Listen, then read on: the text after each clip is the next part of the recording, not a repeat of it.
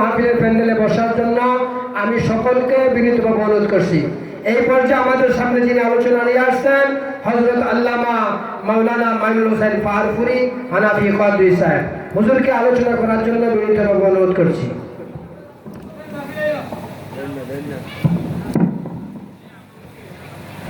السلام عليكم ورحمة الله وبركاته. وعليكم السلام ورحمة الله تعالى وبركاته. الحمد لله رب العالمين خالق السماوات والأرضين الصلاة والسلام على من كان نبيا وآدم بين الماء والطين سيدنا ونبينا وشفينا وحبيبنا وكيلنا وكفيلنا وأولنا ومعيننا محمد رسول الله صلى الله عليه وسلم. قال الله تعالى في كلامه المجيد والفرقان الحميد ومن آياته أن خلق لكم من أنفسكم أزواجا لتسكنوا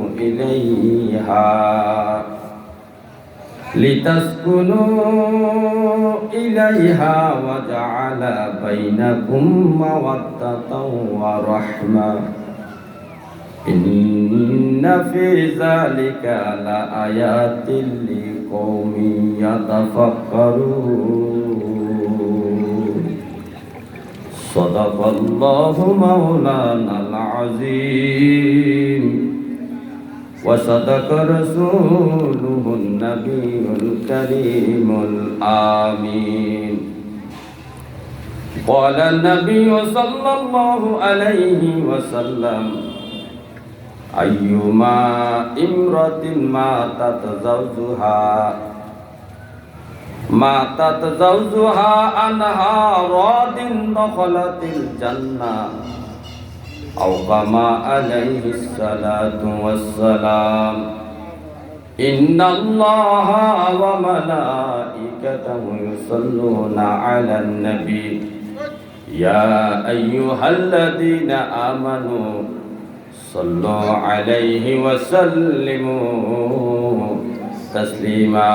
صلاة يا رسول الله عليكم سلام يا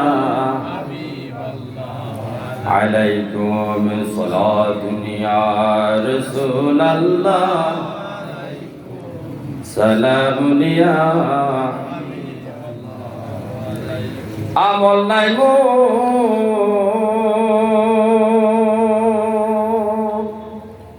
পর পারে দেখাইবা আপনার নামের তসবিহ ভরসায় আমার সালাত নিয়া রাসূলুল্লাহ সালামুন ইয়া হাবিবাল্লাহ আলাইকুম সালাতুন ইয়া রাসূলুল্লাহ সালামুন ইয়া সাল্লি আলা হাবিবে খুদা সাল্লি আলা মুহাম্মাদিন সাল্লি আলা হাবিবে খুদা সাল্লি আলা মুহাম্মাদিন। মানব বেশে ফুটল রে ফুল নজির বিহীন, মানব বেশে ফুটল রে ফুল নজির বিহীন। ফুলের আসে দেশে দেশে ঘুরি দিনহীন সলে আলা হাবিবে খোদা সলে আলা মুহাম্মাদিন সলে আলা হাবিবে খোদা সলে আলা মুহাম্মাদিন প্রেম বাগানে বাজাও রে মন এসকে রবি প্রেম বাগানে বাজাও রে মন এসকে রবি ধীরে ধীরে নুরি নুরি হইবে একদিন সলে আলা হাবিবে খোদা সলে আলা মুহাম্মাদিন সলে আলা হাবিবে খোদা সলে আলা মুহাম্মাদিন লা ইলাহা ইল্লাল্লাহ লা ইলাহা ইল্লাল্লাহ লা ইলাহা ইল্লাল্লাহ লা ইলাহা লা ইলাহা ইল্লাল্লাহ মুহাম্মাদুর রাসূলুল্লাহ সাল্লাল্লাহু আলাইহি ওয়াসাল্লাম। আলহামদুলিল্লাহ। প্রবাসীদের উদ্যোগে দাতা প্রতিষ্ঠাত কবরবাসীদের স্মরণে ওয়াজ দোয়ার মাহফিল। উক্ত মাহফিলের সম্মানিত সভাপতি জনাব মোহাম্মদ আক্কাস আলী সর্দার সাহেব, সহসভাপতি জনাব মোহাম্মদ আব্দুর রহিম মাস্টার সাহেব, প্রধান বক্তা পীর মুফতি বেলায়েত হোসেন জালালী সাহেব, বিশেষ বক্তা হযরত মাওলানা হাসানুল্লাহ ফারুকী সাহেব, বিশেষ বক্তা হযরত মাওলানা আবু তাহের বকশী সাহেব এবং হযরত মাওলানা হাবিবুর রহমান জেহাদি সাহেব এবং আমার পাশে বসে আছেন আমারই ভাই, আমারই পীর ভাই হযরত মাওলানা জয়নালউদ্দিন জাহাদি সাহেব সহ সম্মানিত সামিনে কেরাম, আশিকান মুস্তাফা, পর্দানিশি মা ও বোনেরা, সবাইকে আমি সালাম দিচ্ছি। আসসালামু আলাইকুম ওয়া রাহমাতুল্লাহি ওয়া বারাকাতুহু। ওয়া আলাইকুম আসসালাম ওয়া রাহমাতুল্লাহি তাআলা ওয়া বারাকাতুহু। আল্লাহ তাআলা আমাদেরকে এই মাহফিলে আসার বসার তৌফিক দিয়েছেন। হাজার হাজার মানুষের মধ্য থেকে কিছু মানুষকে আল্লাহ নির্বাচিত করেছেন। জান্নাতি দলের সংখ্যাটা একটু কম।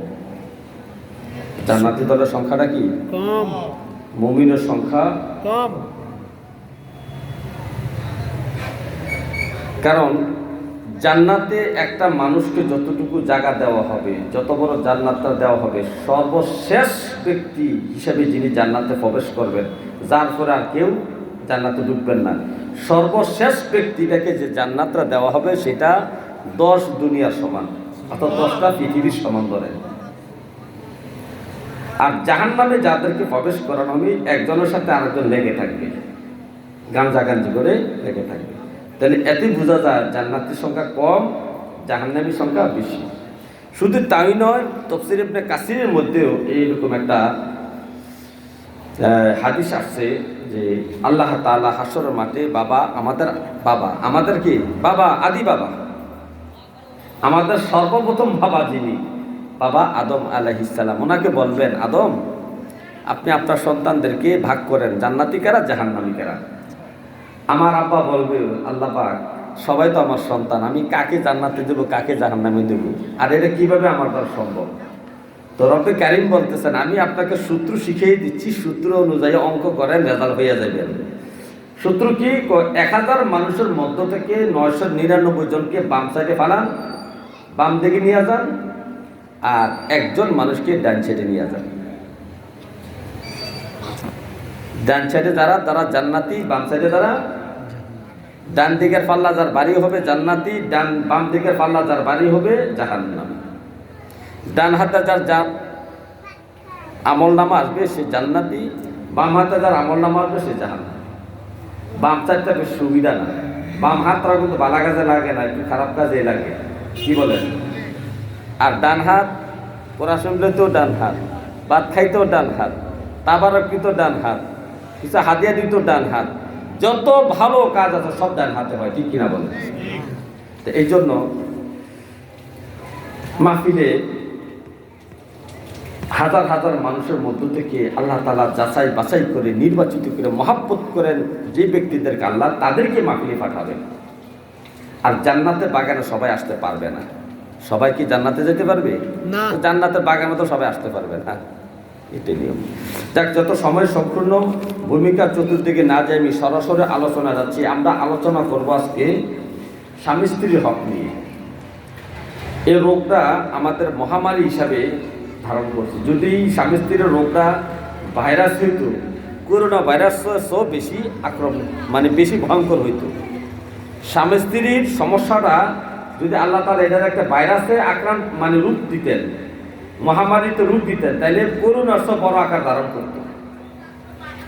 আমরা অথচ স্বামী স্ত্রীর বিষয়টা আমরা কে হালকা মনে করি। এটা হালকা না ভাই। দেখেন, যত আবাদত আছে, নামাজ, রোজা, হজ, যাকাত, জিকির, আজকার, দুরূদ শরীফ, আবা কাবা, টুপি পাগড়ি, জামা, সব আবাদতের মধ্যে একটা আবাদত আরশে আজিমে নাজিল হয়েছে। একটা আবাদতের হুকুম আরশে আজিমে দেওয়া হয়েছে। আল্লাহ রাসূল যখন মেরাজে গিয়েছেন তখন শুধু নামাজের হুকুমটা, নামাজের হাদিয়াটা আমাদেরকে দিয়েছেন। আর সব আবাদত দুনিয়ায় হুকুম হয়েছে। দুনিয়ায় একটা হুকুম কোথাও হয়েছে আরশে আজিমে। আর পৃথিবীতে যত বন্ধন আছে, ভাইয়ে বন্ধন, ভাই বোনের বন্ধন, বাবা ছেলের বন্ধন, মা ছেলের বন্ধন, বেআইনের বন্ধন, বেআইয়ের বন্ধন, বেআইনের বন্ধন, যত আত্মীয়তার বন্ধন আছে সব বন্ধন হয়েছে দুনিয়ায়। সব বন্ধন কোথায় হয়েছে? সব বন্ধন কোথায় হয়েছে? কিন্তু একটা বন্ধন জান্নাতে হয়েছে। একটা বন্ধন, একটা আত্মীয়তা কোথায় হয়েছে? জান্নাতে। সেটা কি বলতে পারবে? স্বামী স্ত্রী। আল্লাহু আকবার বলেন। স্বামী স্ত্রীর বন্ধনটা কোথায় হয়েছে? জান্নাতে। কারণ আগে স্বামী স্ত্রীর বন্ধন, তারপরে না বাবা ছেলে, তারপর না বাবা মেয়ে, মা ছেলে, এগুলো হচ্ছে দুনিয়া। কারণ স্বামী স্ত্রীর বন্ধনটা জান্নাত হয়েছে। কারণ বাবা আদম আলাইহিস সালামের সাথে আমার আম্মাজান হাওয়া বিয়া হয়েছে কোথায়? স্বামী স্ত্রী হিসেবে বসবাস করছেন কোথায়? আবার এই বন্ধনটা জান্নাতে চলে যাবে। আবার এই বন্ধনটা কোথায় যাবে? জান্নাতে যাবে। ধরেন আপনি যদি জান্নাতি হন, আপনার ছেলেও যদি জান্নাতি হয়, জান্নাতে কিন্তু একসাথে থাকা যাবে না। বাবা এক জায়গায়, ছেলে আরেক জান্নাতে, বাবা এক জান্নাতে, ছেলে আরেক জান্নাতে। ধরেন মা মেয়ে যদি জান্নাতি হয়ে যায়, মা মেয়ে কিন্তু একসাথে থাকার ব্যবস্থা নাই। মা এক জান্নাতে, মেয়ে আরেক জান্নাতে। মেয়ে থাকবে কার সাথে? স্বামীর সাথে। কারণ তাদের বন্ধনটা সৃষ্টি হয়েছে কোথায়? জান্নাতে। এই জন্য জান্নাতে তাদের বন্ধনটা অটুট রাখবেন আল্লাহ, এটা বিচ্ছিন্ন করবেন না। বাবা ছেলের বন্ধন বিচ্ছিন্ন হবে। বাবা এক জান্নাতে, ছেলে আরেক জান্নাতে, মা এক জান্নাতে, মেয়ে আরেক জান্নাতে। কিন্তু স্বামী স্ত্রীর বন্ধনটা একমাত্র জান্নাতে অটুট আল্লাহ পাক রাখবেন। এটা কত বড় মহান বন্ধন, কত বড় সম্মানিত বন্ধন, চিন্তা করছেন? যে বন্ধনটা সৃষ্টি হয়েছে জান্নাতে, সেটা জান্নাতেও থাকবে। জান্নাতে স্বামী স্ত্রীর বন্ধন বিচ্ছিন্ন হবে না যদি স্বামী স্ত্রী দুইজন জান্নাতি হয়ে যায়। প্রত্যেকটা পুরুষ যদি জান্নাতি হয়, প্রত্যেকটা স্বামী যদি জান্নাতি হয়, তাকে ৭২ থেকে ৭৩টা সুন্দরী মহিলা খাদেম স্ত্রী হিসেবে দেওয়া হবে। কয়জন? ৭২ থেকে ৭৩ জন। এর মধ্যে যদি আপনার স্ত্রী, দুনিয়ার স্ত্রীটা যদি জান্নাতি হয়, তাকেও জান্নাতে আপনার সাথে দেওয়া হবে। এখন ৭২ নারী আর আপনার স্ত্রী মোট কয়জন হয়েছে? ৭৩ জন। এই ৭৩ জনের মধ্যে আপনার স্ত্রীটা হইল সব মহিলাদের সর্দার, সব মহিলাদের, অন্যান্য স্ত্রীদের সর্দার কোন মহিলা হবে? দুনিয়ার যে স্ত্রীটা ছিল, যদি জান্নাতি হয়। সুবহানাল্লাহ বলেন। এই বন্ধনটা জান্নাতি বন্ধন। এই বন্ধন সম্পর্কে রব্বুল কারীম বলতেছেন, ওয়া মিন আয়াতিহি আন খালাকা লাকুম মিন আনফুসিকুম আজওয়াজান ওমিন আয়াতিহি, এটাও আল্লাহ পাকের একটা নিদর্শন। আল্লাহ পাকের যত নিদর্শন আছে, এই সমস্ত নিদর্শনের মধ্য থেকে এটাও একটা নিদর্শন। আন খালাকা লাকুম মিন আনফুসিকুম আজওয়াজান, তোমাদের মধ্য থেকে তোমাদের জন্য তোমাদের স্ত্রীকে সৃষ্টি করা হয়েছে। তোমার দেহ থেকে তোমার স্ত্রীকে আলাদা করা হয়েছে। তোমার শরীরের একটা অংশ থেকে তোমার স্ত্রীকে বানানো হয়েছে। তো কেন বানানো হয়েছে? তোমার দেহ থেকে স্ত্রী তোমার অর্ধাঙ্গনী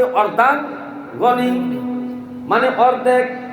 তোমার যে বডি আছে, তোমার যে মন আছে, দেহ আছে, তুমি যে মানুষ আছো, তোমার অর্ধেক হলো তোমার স্ত্রী। কেন বানানো হয়েছে? আমার থেকে, আমার অংশ থেকে, আমার হাড্ডি থেকে, আমার ঘাম থেকে, কোন কোন কিতাবে আছে ঘাম থেকে স্ত্রীকে বানানো হয়েছে, কোন কোন কিতাবে আছে হাড্ডি থেকে স্ত্রীকে বানানো হয়েছে, বাম পাথরের হাড় থেকে স্ত্রীকে বানানো হয়েছে। তো কেন বানাইছেন রব্বে কারীম? তো রব্বে কারীম জবাব দিতেন, লিতাসকুনু ইলাইহা। তুমি স্বামী, তোমার শরীর খুব গরম, তোমার এই গরম শরীরটা ঠান্ডা করার জন্য, তোমার মনের তৃপ্তির জন্য, তোমার শরীরের তৃপ্তির জন্য, শরীরটাকে দমানোর জন্য তোমার দেহ থেকে তোমার স্ত্রীকে সৃষ্টি আমি করেছি। এটা আমার একটা নিদর্শন। হে আমার ভাইও, ওয়াজআলা বাইনাকুম মাওয়াদ্দাতা ওয়া রাহমা, এ তোমার দেহ থেকে তোমার স্ত্রীকে সৃষ্টি করিয়া শুধু আমি ক্ষান্ত হই নাই, তোমাদের মধ্যে আমি ভালোবাসার বন্ধন সৃষ্টি করে দিয়েছি। এমন ভালোবাসা সৃষ্টি করে দিয়েছি, স্বামীর জন্য স্ত্রী মরতে রাজি হয়, স্ত্রীর জন্য স্বামীও মরতে রাজি হয়। এমন হাজারো ঘটনা আছে, স্বামী স্ত্রী একসাথে পানিতে ডুবে মরেছে, কেউ কাউকে ছেড়ে যায় নাই। বড় বড় জাহাজ দুর্ঘটনায় যখন হয়েছে সাগরের মধ্যে, এমন লাশ পাওয়া গেছে, স্বামী তার স্ত্রীর হাতে ধরে আছে, স্ত্রী তার স্বামীর হাতে ধরে আছে, কেউ কাউকে ছেড়ে যাচ্ছে না, দুজনেই পানির মধ্যে মরে গিয়েছে। শুধু তাই নয়, এমন হাজার ঘটনা আছে, স্বামীর দুইটাই কিডনি নষ্ট হয়ে গেছে, স্ত্রী বলছে আমার একটা কিডনি হলে চলবে, আমার স্বামী যদি দুনিয়া থেকে চলে যায় আমার তো কোনো দাম নাই, আমার একটা কিডনি আমার স্বামীকে ভালোবেসে আমি দিয়ে দিলাম, আমি একটা কিডনি নিয়ে দুনিয়াতে বাঁচতে চাই, তারপর আমার একটা কিডনি নিয়ে আমার স্বামী দুনিয়াতে বাঁচুন। কিন্তু আপনার একটা কিডনি আপনি আপনার সন্তানকে দিতে রাজি হবেন না। এ মিয়া, সন্তানও বাবাকে কিডনি দিতে রাজি হয় না, বাবাও সন্তানকে কিডনি দিতে রাজি হয় না। কিন্তু স্বামী স্ত্রীর বন্ধনটা এত মধুর বন্ধন আল্লাহ সৃষ্টি করে দিয়েছেন। রব্বে কারীম বলে, ওয়াজআলা বাইনাকুম মাওয়াদ্দাতা ওয়া রাহমা, এই স্বামী স্ত্রীর মধ্যে প্রেম ভালোবাসা আমি দান করে দিয়েছি। এমন ভালোবাসা দান করেছি, একজনের জন্য আরেকজন মরতেও রাজি। কিন্তু ছেলের জন্য কিডনি দিতে মায়ও রাজি না, বাবাও রাজি না। মায়ের জন্য বাবার জন্য কিডনি দিতে মেয়েও রাজি না, ছেলেও রাজি না। কিন্তু আল্লাহ স্বামী স্ত্রীর মধ্যে এমন মহাব্বত পয়দা করেছেন, বাবা ছেলের সম্পর্কের চেয়েও, মা মেয়ের ভালোবাসার চেয়েও হাজার গুণের ভালোবাসা, বেশি ভালোবাসা সৃষ্টি করে দিয়েছেন স্বামী স্ত্রীর মধ্যে। এটা আল্লাহ নিজে বলতেছেন, ওয়াজআলা বাইনাকুম মাওয়াদ্দাতা ওয়া রাহমা, এই স্বামী স্ত্রীর মধ্যে আমি আল্লাহ ভালোবাসা, প্রেম প্রীতি সৃষ্টি করে দিয়েছি, একজনের জন্য আরেকজন মরতে রাজি হয়। রব্বে কারীম বলতেছে, ইন্না ফি যালিকা লায়াতিন লিকাওমিন ইয়াতাফাক্কারুন, এই যে তোমার দেহ থেকে তোমার স্ত্রীকে আমি আলাদা করেছি এবং তোমার শান্তির জন্য, তৃপ্তির জন্য তোমার স্ত্রীকে তোমার মধ্য থেকে আমি সৃষ্টি করেছি, তোমার বাম পদের হাড় থেকে অথবা তোমার ঘাম থেকে। আর এই দুইজনের মধ্যে এমন ভালোবাসা আমি সৃষ্টি করে দিয়েছি, একজনের বাড়ি নোয়াখালী, আরেকজনের বাড়ি হলো বরিশাল। মেয়ের বাড়ি চিটাং, ছেলের বাড়ি কুমিল্লা। দুইজন দুই রকম সমাজে বড় হয়েছেন, দুইজন দুইটা কালচার নিয়ে বড় হয়েছে, দুইজনের দুই রকম ভাষা। তারপরও স্বামী স্ত্রীর বন্ধন হওয়ার কারণে রব্বুল কারীম এমন ভালোবাসা সৃষ্টি করে দিয়েছেন, একজনের জন্য আরেকজন জীবন দিতে রাজি আছে। তাহলে রব্বুল কারীম বলতে আছেন স্বামী স্ত্রীর বন্ধনটা আল্লাহর নিদর্শন। স্বামী স্ত্রীর বন্ধনটা কি? আল্লাহর নিদর্শন। আর এই স্বামী স্ত্রীর মধ্যে স্বামীর প্রতি স্ত্রীর কিছু হক আছে, স্ত্রীর প্রতি স্বামীর কিছু হক আছে। এই হকগুলা আদায় করা স্বামীর জন্য যেমন ফরজ, স্ত্রীর জন্য তেমন ফরজ। স্বামীর হক স্ত্রীকে আদায় করা উচিত, তার জন্য ফরজ। আবার স্ত্রীর হকগুলা স্বামী আদায় করা তার জন্য ফরজ। এই স্বামী স্ত্রীর অধিকারের মধ্যে স্বামীর একটু সম্মান আল্লাহ তাআলা বেশি দিয়েছেন। কেমন সম্মান আল্লাহ দিয়েছেন বেশি দেখেন। নবীজি বলেন, হে আমার উম্মত, লাউ কুনতু আমিরা আহাদিন, আমি যদি দুনিয়ার কোন মানুষকে সিজদা করার জন্য বলতাম, আইয়াসজুদ আলি আহাদিন, আমি যদি কোনো মানুষকে দুনিয়ায় কোনো মানুষকে সিজদা করার জন্য বলতাম, কারণ সিজদা একমাত্র রব্বুল কারীমকে ছাড়া আর কাউকে করা যাবে না। কোন মাজারে করা যাবে না, কোন পীরকে সিজদা করা যাবে না।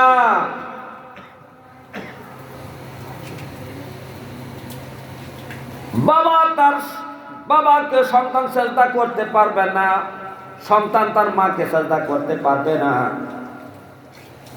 শরীয়তে মুহাম্মদের মধ্যে এটা নিষেধ করা হয়েছে। অন্যান্য নবীদের আমলে এটা জায়েজ ছিল, কিন্তু নবীর আমলে আয়া উম্মতি মুহাম্মদের জন্য এটা হারাম করে দেওয়া হয়েছে। এই হারাম করে দেওয়ার পরে বলতেছে, হে আমার উম্মতেরা শোনো, হে আমার উম্মতেরা শোনো, তোমাদের স্বামীগুলা তোমাদের কাছে কতটুকু মর্যাদাশীল, কতটুকু দামি, এতটুকু শোনো। আমি যদি দুনিয়ার কোনো মানুষকে আরেকটা মানুষকে সিজদা করার জন্য বলতাম, তো আমি কি করতাম? লি আহাদিন লা আমারতু নিসাই, আমি সমস্ত মহিলাদেরকে, সমস্ত স্ত্রীদেরকে, ওয়াইফদেরকে আমি আদেশ করতাম, আইয়াসজুদা লি আজওয়াজিহিন্না, আইয়াসজুদনা লি আজওয়াজিহিন্না, হে স্ত্রীরা তোমরা তোমাদের স্বামীকে সিজদা করো। কারণ স্বামীর এত ইজ্জত, এত সম্মান, এত মর্তবা তোমার স্বামী, যে তুমি তোমার স্বামীকে সিজদা করো। আমি এই কথাটা বলতাম। হে আমার ভাইও, আর আমি প্রত্যেকটা মহিলাকে তার স্বামীকে সিজদা করার জন্য এই কারণে বলতাম। নবীজি বলতেছেন, বিমা জাআলাল্লাহু লাহুম আলাইহিন্না মিন হাক্কিন। ও আমার উম্মতেরা শোনো, ও আমার মহিলা সাহাবীরা শোনো, ও আমার মহিলা উম্মতেরা শোনো, তোমার স্বামীর হক তোমার প্রতি অনেক অনেক হক রয়েছে। এত বেশি হক রয়েছে যে এই হকগুলো আদায় করার জন্য আমি বলতাম যে প্রতিদিন তোমার স্বামীকে তুমি সিজদা করো।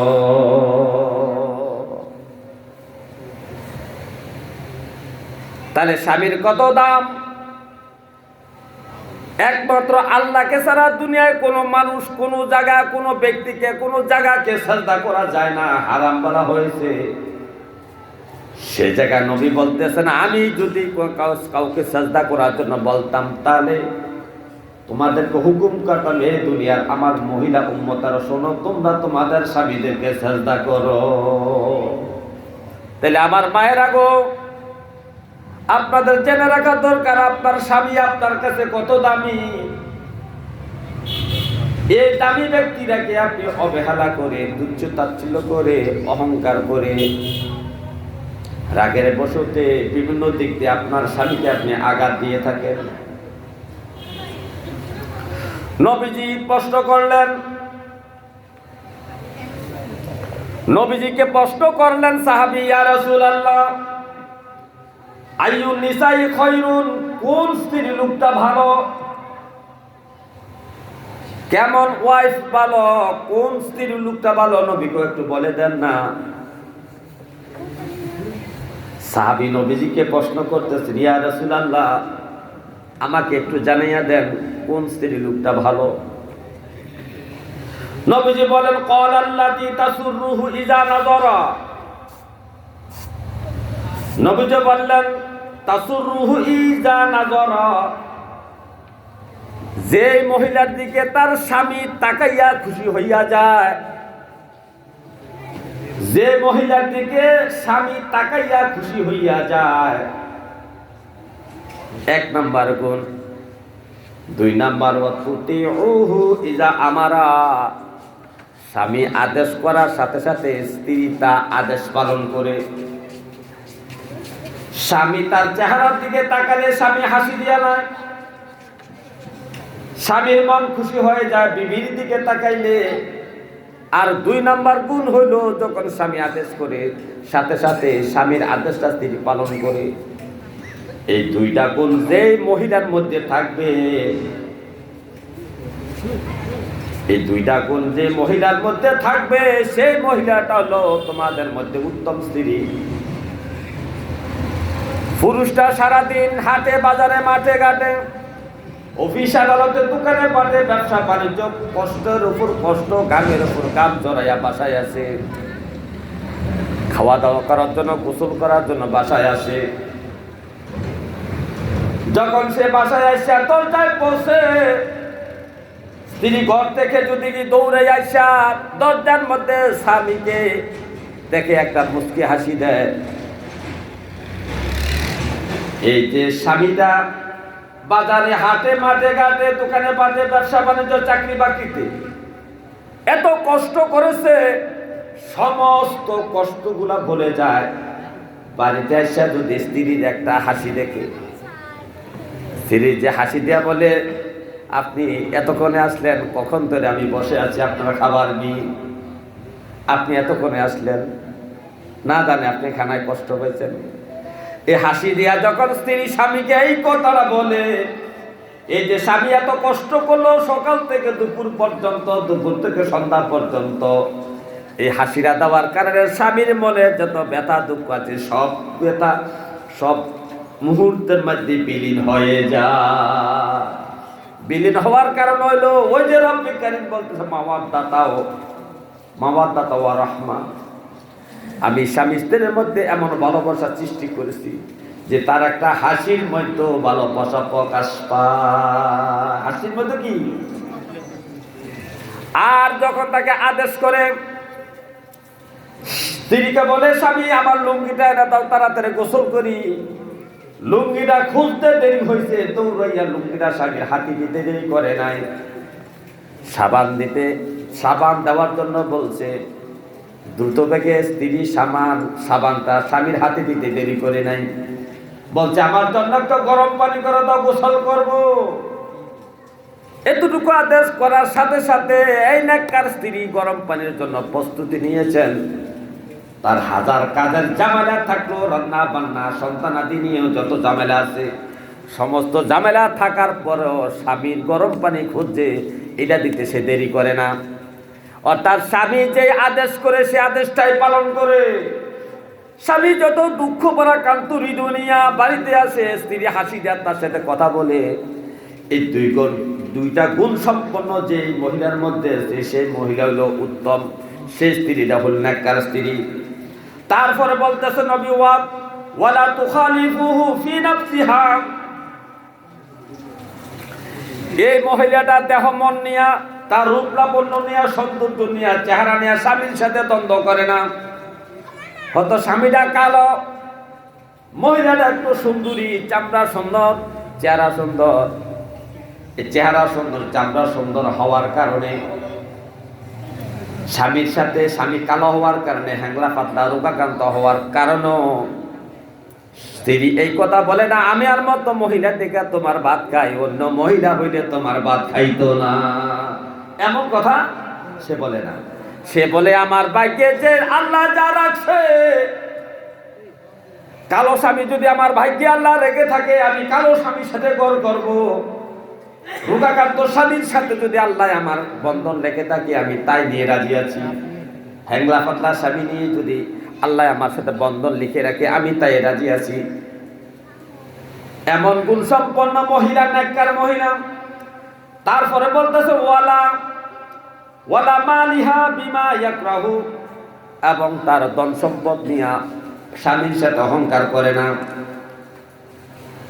বাপের বাড়ি একটু পয়সাওয়ালা ধনী, বাপের বাড়ি কি পয়সাওয়ালা ধনী, স্বামী একটু গরিব, কথায় কথায় স্বামীকে তুচ্ছ তাচ্ছিল্য করেন। তোমার ঘরে ভাত না খেলে কি হবে, আমার বাবার কি সম্পদ কম আছে নাকি, প্রয়োজনে বিবাহ বসবো না, তারপরে বাবার বাড়িতে যে একটা ঘর বানাই আমি থাকবো। আমার বাবার সম্পদের অভাব নাই, আমার সম্পদের অভাব নাই, আমার হাজার হাজার টাকা আছে, বাবার বাড়ি 5 ঘন্টা জমি পাবো, একটা দোকান পাবো, একটা দোকানের বিট পাবো। এই ধন সম্পদ দিয়া তর্ক বিতর্ক করে না, স্বামীর মনে কষ্ট দেয় না। স্বামী রোগাক্রান্ত হলে, অসুস্থ হলে, স্বামী কালো হইলে স্বামীকে তুচ্ছ তাচ্ছিল্য করে না। আর স্বামীকে কষ্ট দিয়া যখন স্বামী বাড়িতে আসে, তখন মুচকি হাসি দিয়া স্বামীকে খুশি করে দেয়। এবং যখন যা চায়, গরম পানি চাও, সাবান চাও, লুঙ্গি চাও, খাবার চাও, যা চায় সাথে সাথে স্ত্রী স্বামীর জন্য তা বন্দোবস্ত করে দেয়। এমন গুণ সম্পন্ন স্ত্রী হইল উত্তম স্ত্রী। কে বলছেন? নবীজি বলেছেন। হে আমার মা গো, আপনি যতক্ষণ পর্যন্ত নেককার উত্তম স্ত্রী না হতে পারবেন, ততক্ষণ পর্যন্ত জান্নাতে যাইতে পারবেন না। আপনার জন্য জান্নাতে যাওয়া কত সহজ আপনি দেখেন। নবীজি বলছেন, আইয়ু ইমরাআতিন মাতাত, কোন স্ত্রী যদি ইন্তেকাল করে, ওয়া যাওজুহা আনহা রাদিন, তার স্বামীকে খুশি রাখিয়া, এটা হাদিস শরীফ, নবীর কথা। যে জান্নাতের মালিক আমার নবী, ওই নবী জান্নাতের গ্যারান্টি দিচ্ছেন মহিলাদেরকে। কোন ধরনের মহিলা, কোন ধরনের মহিলা, কোন ধরনের স্ত্রী, ওয়াইফকে জান্নাতের গ্যারান্টি নবী দিচ্ছেন। একটু খেয়াল করে দেখো, নবী বলতেছেন, আইয়ুমা ইমরাতিন মাতাত, কোন স্ত্রী লোক যদি মারা যায়, ওয়া যাওজুহা, তার স্বামীকে আনহা রাদিন, সন্তুষ্টি রাখিয়া। স্ত্রীর ইন্তেকালে স্বামী কান্দে, পাগলের মতো হাউমাউ করে স্ত্রীর জন্য কান্দে। কান্দার কারণ কি? কয়, কান্দার কারণ হলো আমার স্ত্রীটা এত ভালো ছিল যে আমার বাড়ির মধ্যে আমার বিবির মতো ভালো মানুষ কেউ ছিল না। আমার স্ত্রী আমার সুখে দুঃখে আমার বন্ধন ছিল, সুখে দুঃখে আমার বন্ধু ছিল, আমার দুঃখের বেলা বন্ধু ছিল, সুখের বেলাও আমার স্ত্রী বন্ধু ছিল। আমার স্ত্রী আমার মনে কখনো কষ্ট দেয় না। আমার খাবারের কথা চিন্তা করতেন, আমার শরীরের কথা চিন্তা করতেন। নিজের মাথার ব্যথার কথা আমাকে প্রকাশ করতেন না, কিন্তু আমার মাথার ব্যথা নিয়ে সে বেশি চিন্তা করতেন। কি ওষুধ খাওয়ানো যায়, মাথা একটু টিপে দেই, মাথায় একটু তেল দিয়ে দেই, হাত পাও কামড়ায় দিতেছে, ব্যথা করতেছে, আমি একটু চেপে দেই। এরকম ভাবে আমার স্ত্রী আমার সেবা করেছে, যত্ন করেছে। আমি কি খাইতে পছন্দ করি আমার স্ত্রী জানে। আমার জন্য এই খাবারটা আমার স্ত্রী প্রস্তুত করে রাখতো। এই কথা বলে বলে স্বামী হাউমাউ করে কান্দে। তার মানে তার স্ত্রী ছিল ভালো। এই ভালো স্ত্রীর জন্য, মহাব্বতের স্ত্রীর জন্য স্বামী কান্দে। আর এই মহাব্বতের স্ত্রীটা স্বামীটাকে খুশি রাখিয়া যদি কবরে যাইতে পারে, মৃত্যুবরণ করতে পারে, নবীজি বলছেন দাখালাতিল জান্নাহ,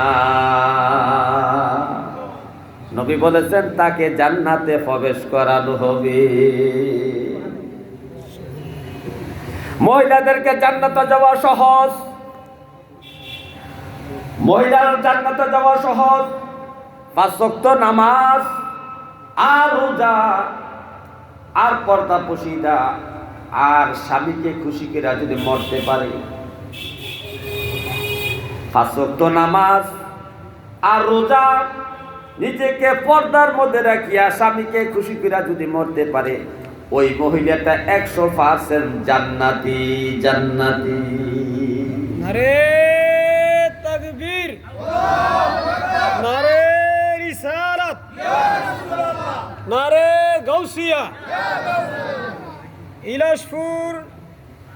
ইলাসপুরের পক্ষ থেকে, জোরে ইলাসপুরের পক্ষ থেকে মাওলানা মাইনুল হাসান ফারফুরি আর নাজিরি সাহেব কেবলার আগমন। মাশাআল্লাহ। আল্লাহুম্মা সাল্লি ওয়া সাল্লিম, আল্লাহুম্মা সাল্লি ওয়া সাল্লিম আলাইহি ওয়া আলিহি মাআহু আজমাইন। আল্লাহুম্মা সাল্লি ওয়া সাল্লিম, আল্লাহুম্মা সাল্লি ওয়া সাল্লিম। কি করিলে বব বাজারে তোমার হিসাব চলছে মনের গরে, কি করিলে বব বাজারে তোমার হিসাব চলছে মনের গরে, যোগ্য করোনার মন থাকতে সে বাজারের দিন। আল্লাহুম্মা সাল্লি ওয়া সাল্লিম, আল্লাহুম্মা সাল্লি ওয়া সাল্লিম আলাইহি ওয়া আলিহি মাআহু আজমাইন। আল্লাহুম্মা সাল্লি ওয়া সাল্লিম, আল্লাহুম্মা সাল্লি ওয়া সাল্লিম। হে আমার ভাইও, এই তো মেরাজের মাস। এই মেরাজের মাসে আল্লাহ রাসূল আল্লাহর সাথে দেখা করার জন্য, সাক্ষাৎ করার জন্য আরশে আজিমে গিয়েছেন। আরশে আজিমে যাইয়া নবীজি জান্নাত জাহান্নাম পরিদর্শন করেছেন। জাহান্নাম দেখতে যাইয়া কিছু দৃশ্য দেখলেন। এই মেরাজের মাসের এই হাদিস। নবীজিকে ফের জিব্রাইল জাহান্নামে নিয়ে গেলেন দেখার জন্য। জাহান্নামের হাঁটতেছেন এমন একটা জায়গায় নবীজি পৌঁছলেন। একটা ময়দানের মধ্যে দেখতে পাইলেন কিছু মহিলাকে তাহার জিহ্বার সাথে রশি বাঁধিয়া লটকাইয়া রাখা হয়েছে। উপরের দিকে জিহ্বাটা টান দিয়া বাইর করে, বড় বড় জিহ্বার হয়েছে, টান দিয়া বাহির করে জিহ্বাটার মধ্যে রশি বাঁধছে, বান্ধিয়া তাকে লটকাইয়া রাখা হয়েছে। নবীজি এই দৃশ্য দেখিয়া নবীজি হাউমাউ করে কান্না শুরু করলেন। পাশে জিব্রাইল আছে। জিব্রাইলকে প্রশ্ন করলেন, হে ভাই জিব্রাইল, কারণ নবীজির সাথে জিব্রাইলের একটা মহব্বতের সম্পর্ক। জিব্রাইল নবীকে নাম দিয়ে ডাক দিতেন, ইয়া মুহাম্মদ, ইয়া আহমদ, ইয়া আবুল কাসেম। নবীজিকে নাম ধরে একমাত্র জিব্রাইল ডাকতেন। জিব্রাইলকে নবীজি সবসময় ভাই বলছেন, ইয়া আখি জিব্রাইল, হে ভাই জিব্রাইল। জিব্রাইলের সাথে নবীর একটা মহব্বত, যেখানে আল্লাহ নবীর নাম বলে ডাক দেয় না, কিন্তু জিব্রাইল নবীর নাম ধরে ডাক দেয়। জিব্রাইলের সাথে নবীর আমার একটা মহব্বত, এত ভালোবাসা। জিব্রাইলকে প্রশ্ন করে, ভাই জিব্রাইল, এই মহিলাটাকে কেন জিব্বার সাথে রশি বাঁধিয়া লটকায় রাখা হয়েছে? জিব্রাইল বলতেছে, ইয়া রাসূলুল্লাহ, দুনিয়ার আপনার উম্মতের মধ্যে, মহিলা উম্মতের মধ্যে ওই সমস্ত লোকদের আযাবের দৃশ্য আপনাকে দেখা হয়েছে গো নবী। যে মহিলারা তার এই জবানের দ্বারা, জিহ্বার দ্বারা তার স্বামীকে, প্রতিবেশীকে কষ্ট দিত, গালাগালি করত, ঝগড়া ফাসাদ করত। এই মুখের দ্বারা স্বামীকে গালাগালি করে কষ্ট দেয়, পাশের ঘরের মানুষটার সাথে ঝগড়াঝাটি করে। এই ঝগড়াঝাটি দেওয়ার কারণে রব্বে কারীম আপনার এই মহিলা উম্মত স্ত্রীদেরকে শাস্তির দৃশ্যটা জাহান্নামের মধ্যে আপনাকে দেখাই দেওয়া হয়েছে। তার মানে নবী গো, আপনি দুনিয়ায় যাই আপনারা মহিলা উম্মতদেরকে আপনি সাবধান করবেন। তোমার এই জিহ্বার দ্বারা, তোমার এই জবানের দ্বারা, মুখের দ্বারা তোমার স্বামীকে কষ্ট দিও না, মনে আঘাত দিও না, তোমার প্রতিবেশীর সাথে ঝগড়া করিও না। ঝগড়া যদি করো রে উম্মত, তাহলে তোমাকে জাহান্নামের মধ্যে এই জিহ্বার সাথে রশি বাঁধিয়া আংড়া মানিয়া তোমাকে ঝুলাইয়া শাস্তি দেওয়া হবে। তারপরে নবীজি সামনের দিকে হাঁটতে লাগলেন। সামনে একটা মাঠ পেরিয়ে আরেকটা মাঠে যখন গেলেন, নবীজি দেখলেন কিছু মহিলার বুকের বিশেষ অঙ্গের সাথে রশি বাঁধিয়ে লটকাইয়ে রাখা হয়েছে। নবীজি দৃশ্য দেখে হাউমাউ করে কান্না শুরু করলেন। ইয়া আখি জিব্রাইল, ও ভাই জিব্রাইল, এই দৃশ্যটা তো আরো মর্মান্তিক। কেন এই মহিলাটাকে এই শাস্তি দেওয়া হচ্ছে? নবীজি বলেন, ইয়া রাসূলুল্লাহ, এটা ওই উম্মত, আপনার উম্মতের ওই মহিলা যে স্ত্রীর লোকটা স্বামীর অনুমোদন ছাড়া অন্য বাচ্চাদেরকে দুধ খাওয়াইছে। স্বামীর অনুমোদন দেয় নাই, তার ভাইয়ের ছেলে হোক আর দেওরের ছেলে হোক আর জালের ছেলে হোক, যে কোনো ছেলে হোক, স্বামী অনুমোদন না দিলে তার বুকের দুধ খাওয়াইতে পারবে না। স্বামীর অনুমোদন নেয় নাই, না নিয়ে অন্য সন্তানদেরকে দুধ পান করাইছে, যেটা আল্লাহ পাক অসন্তুষ্ট হয়েছেন, আল্লাহ পাক নারাজ হয়েছেন, যার কারণে তাকে এই শাস্তিটা দেওয়া হচ্ছে। নবী গো, আপনি দুনিয়া চাই আপনার মহিলা উম্মতদেরকে এটা সাবধান করে দিবেন যে স্বামীর অনুমোদন ছাড়া তোমার বুকের দুধ কোনো সন্তানকে খাওয়াইতে পারবা না, অর্থাৎ অন্য সন্তানকে খাওয়াইতে পারবা না, নিজের সন্তান ব্যতীত। এই শাস্তিটা দেখার পরে নবী আর সামনের দিকে আর উঠতে গেলেন। যাইয়া দেখতেছেন কিছু মহিলাকে পায়ের মধ্যে রশি বাঁধিয়া মাথারা নিচের দিকে দিয়া উপরের দিকে পাও দিয়া শাস্তি দেওয়া হচ্ছে। মাথারা নিচের দিকে থাকার কারণে মাথা দিয়া, জবান দিয়া, নাক দিয়া রক্ত বাইর হচ্ছে। নবী দৃশ্য দেখে হাউমাউ করে কেঁদে ফেললেন। নবীজি প্রশ্ন করলেন, ইয়া আখি জিব্রাইল, এই দৃশ্যটা তারও ভয়ঙ্কর। এই মহিলাটাকে এইভাবে কেন শাস্তি দেওয়া হচ্ছে? তার মাথা নিচে, পা উপরের দিকে রশিতে বাঁধা। জিব্রাইল বলতেছি, ইয়া রাসূলুল্লাহ, আপনার উম্মতের ওই সমস্ত স্ত্রী লোক তারা যারা স্বামীর অনুমোদন ছাড়া ঘর থেকে বাইর হইয়া হাটে বাজারে গেছে, স্বামীর বাপের বাড়িতে গেছে, জিয়ের বাড়িতে গেছে, আত্মীয় স্বজনের বাড়িতে গেছে। আপনার স্ত্রী, আপনার মহিলা উম্মতের স্ত্রীরা স্বামীর অনুমোদন ছাড়া ঘর থেকে বাহিরিয়া বাজারে গেছে, দোকানে গেছে, হাটে গেছে, বাজারে গেছে, আত্মীয়র বাড়ি গেছে, স্বয়ং বাপের বাড়িতে গেছে। স্বামীর অনুমোদন না নেওয়ার কারণে নবী গো, আপনার উম্মতের ওই সমস্ত মহিলা স্ত্রী লোকদেরকে এইভাবে শাস্তি দেওয়া হচ্ছে। নবী গো, আপনি দুনিয়ায় যাইয়া আপনার মহিলা উম্মতদেরকে আপনি সাবধান করবেন যেন স্বামীর অনুমোদন ছাড়া কোথাও না যায়। বাজারেও যাওয়া যাবে না, মার্কেটে যাওয়া যাবে না, বাপের বাড়িতে যাওয়া যাবে না, ডাক্তারের কাছেও যাওয়া যাবে না, কোনো জায়গায় যাওয়া যাবে না। আর স্বামীর কাছে অনুমোদন নিলে দোষটা কি? স্বামীকে অনুমোদন দিবে না, অবশ্যই স্বামীকে অনুমোদন দিবে। এই কাজটাকে অবহেলা করার কারণে, স্বামীর অনুমোদন না নেওয়ার কারণে আপনার মহিলা উম্মতকে এইভাবে শাস্তি দেওয়া হচ্ছে। এটা দৃশ্যটা আপনাকে দেখায় দেওয়া হচ্ছে। হে আমার ভাই, নবীজি সামনের দিকে আরো এগিয়ে গেলেন। এগিয়ে যেয়ে দেখতে পেলেন একটা মহিলাকে তার হাতের মধ্যে এভাবে দুইটা হাত একসাথে বাঁধিয়া উপরের দিকে লটকে রাখা হয়েছে, ঝুলন্ত করে রাখা হয়েছে, ঝুলিয়ে রাখা হয়েছে। মহিলাটার দুইটা হাত বাঁধিয়া রশি দ্বারা উপরের দিকে ঝুলিয়ে রাখা হয়েছে। নবীজি প্রশ্ন করে, ইয়া আখি জিব্রাইল, হে ভাই জিব্রাইল, এই মহিলাটাকে কেন এইভাবে শাস্তি দেওয়া হচ্ছে? কেন এই শাস্তি দেওয়া হচ্ছে মহিলাটাকে? জিব্রাইল বলো। নবীজি যখন জিব্রাইলকে প্রশ্ন করলেন, জিব্রাইল এই কারণটা তুমি বলো।